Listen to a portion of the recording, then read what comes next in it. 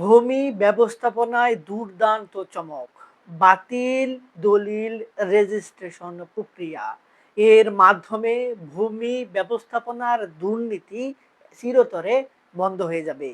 তো এর সুফল ভূমি মালিকেরা কিভাবে গ্রহণ করবেন এবং কোন পদ্ধতিতে সেটি বাস্তবায়ন হবে, আজকের এই ভিডিওটিতে এই সংক্রান্ত বিষয়গুলো নিয়ে বিস্তারিত আলোচনা করব। সুপ্রিয় ভিউয়ার্স, ভিডিওটির বিষয়বস্তু বুঝতে হলে প্রথম থেকে শেষ পর্যন্ত দেখতে হবে, তাছাড়া কিন্তু কিছুই বুঝতে পারবেন না। আর দেখার পর যদি ভালো লাগে, আরও কোনো ভিডিও দেখার আগ্রহ জন্মায়, তাহলে আমাদের চ্যানেলটি সাবস্ক্রাইব করে রাখতে পারেন। আর পরবর্তীতে নতুন কোনো ভিডিওর নোটিফিকেশন পেতে সাবস্ক্রাইব বাটনের পাশের বেল আইকনটি চেপে দিয়ে রাখবেন। আসসালামু আলাইকুম সুপ্রিয় ভিউয়ার্স, আপনারা আমার এই ভিডিওর থাম্বনেল বা টাইটেল দেখে অনেকেই মনে করতে পারেন এসব হয়তো পাগলের প্রলাপ। কিন্তু বিষয়টা হচ্ছে, আপনারা যারা জমি মালিক এবং জমির মালিকানা অর্জন করতে চাচ্ছেন, তাদের কিন্তু সকলেরই চিরস্থায়িত একটি বিষয় হচ্ছে জমির একটি দলিল তৈরি করা, এবং সেই দলিলটি যে ব্যক্তি জমি দাতা সেই ব্যক্তির সিগনেচার, 2-3 জন সাক্ষী, এবং আপনি যে সম্পত্তির গ্রহীতা আপনার যে হিস্টোরি বা পরিচয় সেগুলো উল্লেখপূর্বক পরবর্তীতে সেটি সাব রেজিস্ট্রি অফিসে নিয়ে গিয়ে রেজিস্ট্রেশন সম্পন্ন করা। এই রেজিস্ট্রেশন সম্পন্ন করার সময় উচ্ছেকর ফি বা দলিল রেজিস্ট্রেশনের যে ফি, জমির মূল্যমান অনুযায়ী সেটি প্রদান করে তারপর দলিল রেজিস্ট্রেশনের জন্য আবেদন করতে হয়। অনেক সময় জমি যদি ক্রয় বিক্রয় হয় 10 লাখ টাকায়, দেখা গেল যে জমির রেজিস্ট্রেশন ফি আসে 5 লাখ 6 লাখ টাকা। বিষয়টি অনেকটাই জটিল এবং হাস্যকর। যদিও বা এই টাকাগুলো সরাসরি রাজস্বে জমা হয় এবং দেশের উন্নয়ন কাজে ব্যবহৃত হয়, কিন্তু এই যে দলিল রেজিস্ট্রেশন করার আগে অর্থাৎ সাব রেজিস্ট্রিতে যাওয়ার আগেই অনেক কাঠখড় পোড়াতে হয় ভূমি মালিকদের। যখন কোনো একটি দলিল আপনার হাতে আসে, সেই দলিলটি আপনি একটু পড়তে যাবেন তো আপনার ঘাম ছুটে যাবে। যদি কোনো অভিজ্ঞ লোক ওই দলিলটি না পায়, বা কোনো অভিজ্ঞ লোক যদি দলিলটি পড়তে না পারে, সেক্ষেত্রে আপনাদেরকে কিন্তু আশ্রয় নিতে হয়, হয় আইনজীবীর, না হলে মোহরির বা যারা দলিল লেখে তাদের। এখন এই যে দলিল লেখার মান্দাত্তার আমলের পদ্ধতি, এটি কেন থাকতে হবে? বিষয়টি কিন্তু এখানে একটি ঘটকা লাগে বা সীমাবদ্ধতা।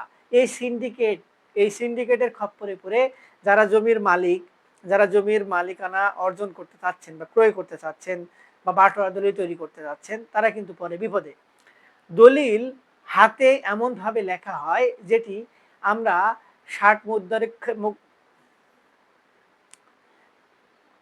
লিপির মতো একটি চিহ্ন অনেক সময় ব্যবহার করা হয়, যে কারণে সাধারণ মানুষ দলিল পড়তে পারে না। সেই দলিলে কি ভুলভাল লেখা হলো সেটিও অনেক সময় বোধগম্য হয় না। তো এই প্রক্রিয়ায় দলিল রেজিস্ট্রেশন যদি বাতিল করে, বর্তমানে যেহেতু ডিজিটাল যুগ, ডিজিটাল পদ্ধতিতে দলিল টাইপিং করে বা লিপিবদ্ধ করে সেই দলিলটি নিয়ে গিয়ে সাব রেজিস্ট্রি অফিসে দেয়া হয়, তাহলে কি কোনো সমস্যা হয়? কখনোই কিন্তু কোনো সমস্যা হওয়ার কথা না।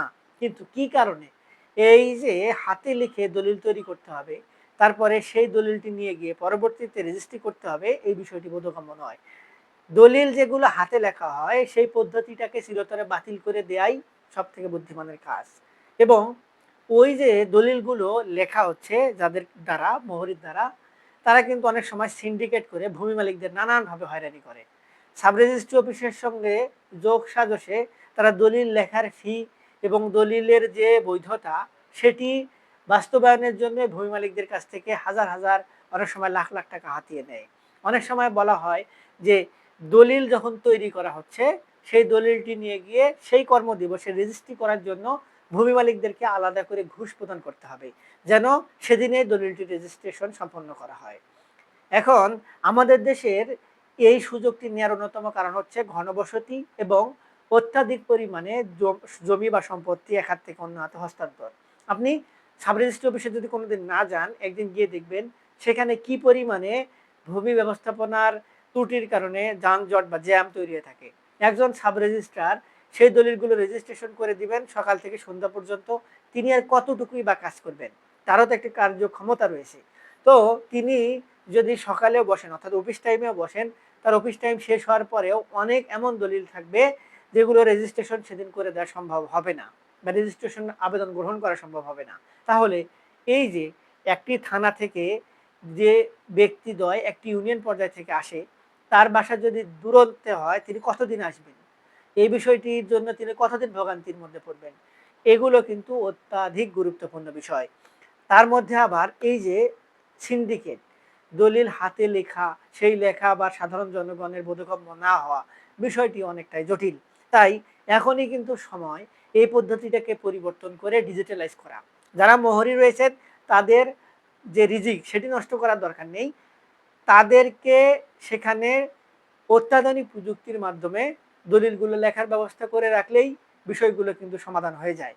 তাদের যে পদ্ধতি সেটিকে পরিবর্তন করে সুস্পষ্টভাবে দলিল টাইপিং করে লিখে ড্রাফট করে বের করে সেটি দুই একবার মালিক দিয়ে পড়ানো, বা মোহরিরা তারা এক্সপার্ট, তারা দেখে বুঝে সব কিছু ওকে করলেই দেন ফাইনাল যে দলিল সেটি তৈরি করে সাব রেজিস্ট্রি অফিসের কাছে রেজিস্ট্রি করে দিলেই হয়। দলিল হাতে লিখে সেটি রেজিস্ট্রি করতে হবে, এই যুগ পার হয়ে গেছে। এই যুগ আর পৃথিবীতে কোথাও নেই, বা এশিয়া মহাদেশ ছাড়া কিন্তু বাইরের দেশে আপনি কোথাও পাবেন না।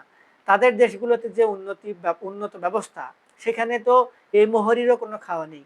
ভূমি মালিক এবং ভূমি যে গ্রহীতা তারা দুজনে গিয়ে নির্দিষ্ট একটি অফিসে তাদের যে চুক্তি সেটির কথা জানাবেন, সেখানে একজন কনসালটেন্ট থাকবেন, তিনি তাদের সহযোগিতা করবেন, দেন তারপর সেখান থেকে রাষ্ট্রীয় ব্যবস্থাপনায় তাদের জমি হস্তান্তর করে দেওয়া হবে।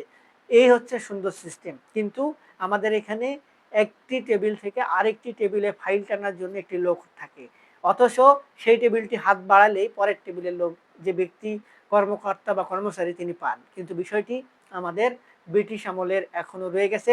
ব্রিটিশরা আমলাতান্ত্রিক জটিলতাকে এমনভাবে মেডিকুলাস ডিজাইন করে গেছে, সেটি থেকে আমরা এখনো বের হতে পারিনি।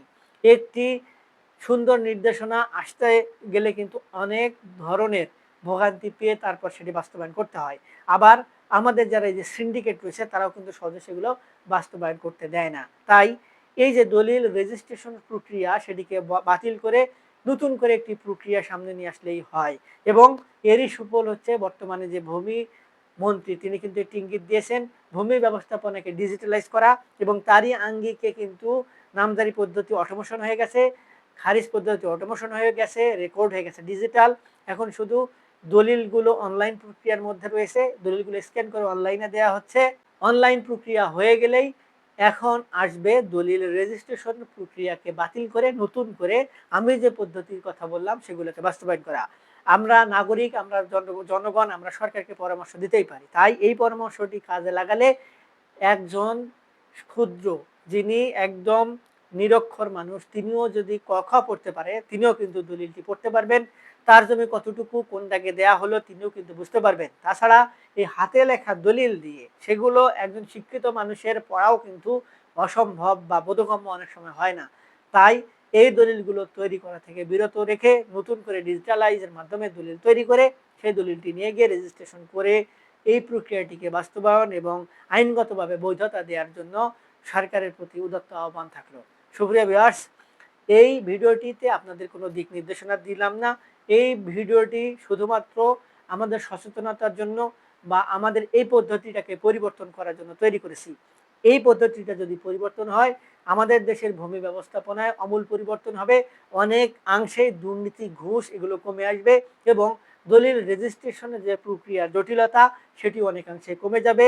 এবং এর মাঝে যদি দলিল রেজিস্ট্রেশনের আবেদন অনলাইন ভিত্তিক করে দেওয়া হয় এবং নির্দিষ্ট একটি ডেটে ভূমি মালিকদেরকে ডাকা হয় যে আপনারা এই ডেটে আপনাদের দলিল রেজিস্ট্রেশনের জন্য আসবেন, অমুক সময়ে আসবেন, আপনার জন্য এই সময় বরাদ্দ, অনলাইনে যদি সেটি আবার দেখা যায়, তাহলে ভূমি মালিকরা কিন্তু সেই সময়ে সেই নির্দিষ্ট তারিখে গিয়ে সুন্দরভাবে তার দলিলটি রেজিস্ট্রেশন করে সাক্ষী প্রমাণ দিয়ে তারপরে কাজ সম্পন্ন করে আসতে পারবেন।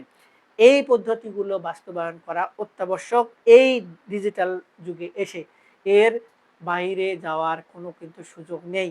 মান্দাতার আমলের সিস্টেম বাতিল করুন, নতুন পদ্ধতি চালু করুন, ভূমি ব্যবস্থাপনাকে স্বচ্ছতা দিন, দুর্নীতি ঘুষকে চিরতরে বিদায় করুন। সুপ্রিয় ভিউয়ার্স, আশা করি আপনাদের ভালো লেগেছে। পাশে থাকার জন্য ধন্যবাদ। আমাদের এই চ্যানেলটিতে আমরা নিয়মিত আইন বিষয়ক নানান ধরনের পরামর্শ দিয়ে থাকি, যেগুলো মৌলিক বাস্তবিক অর্থে যে কোনো ধরনের সিদ্ধান্ত নিতে গেলে মুখোমুখি বা বাস্তবিক অর্থে একজন আইনজীবীর পরামর্শ নেওয়াটা বাধ্যতামূলক বলে আমরা মনে করি। আমাদের থেকে কোনো পরামর্শ নিতে চাইলে সেক্ষেত্রে আমাদের ভিডিও নিচে কমেন্ট বক্স রয়েছে, সেখানে কমেন্টস করবেন। আমরা আপনাদের সহযোগিতা করার চেষ্টা করব। আজকে পর্যন্তই। দেখা হবে সামনে নতুন কোনো ভিডিওতে। ততদিন পর্যন্ত ভালো থাকবেন। ধন্যবাদ।